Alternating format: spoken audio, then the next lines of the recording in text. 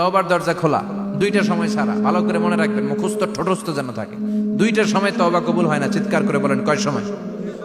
এক হলো বাদাল গারগারা, গারগারানি যখন আসে, মালাকুল মাউত যখন চলে আসে, মালাকুল মাউতরে যখন দেখে ফেলবেন তখন তওবা কবুল হবে নাকি?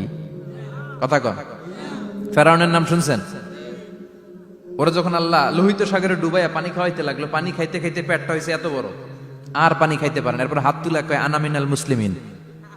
কোরআনের আয়াত, আনা মিনাল, হাত তুলে কয় আমি মুসলমান। ফেরাউন না বলে মুসলমান, আমরা যাবো কই? কথা কহ।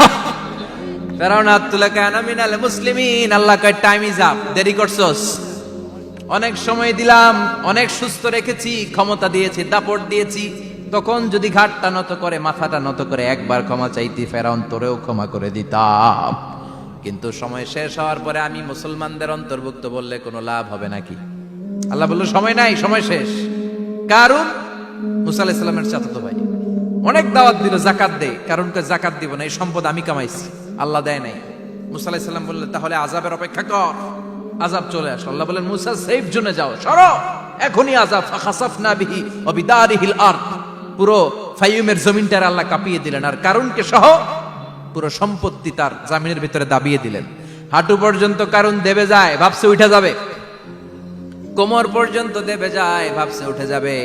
গলা পর্যন্ত যখন দেবে যায়, আর সুযোগ নাই। কয় মুসা আমার সব সম্পত্তি তোরে আর তোর আল্লাহরে দিয়ে দিলাম, আমারে বাঁচা, আমারে সব সম্পত্তি তোর আর তোর আল্লাহর, আমারে খালি বাঁচা, চাচা আপন প্রাণ।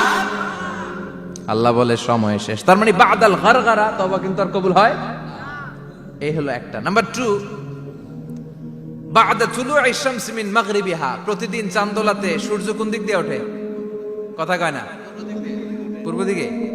কিয়ামতের আগ দিয়ে সূর্য আর পূর্ব দিকে উঠবে না, পশ্চিম দিক থেকে উঠবে। যেদিন প্রভাতে পশ্চিম দিক থেকে সূর্য উঠবে, ওই দিন থেকে তওবার দরজাটারে বন্ধ করে দিবে কে?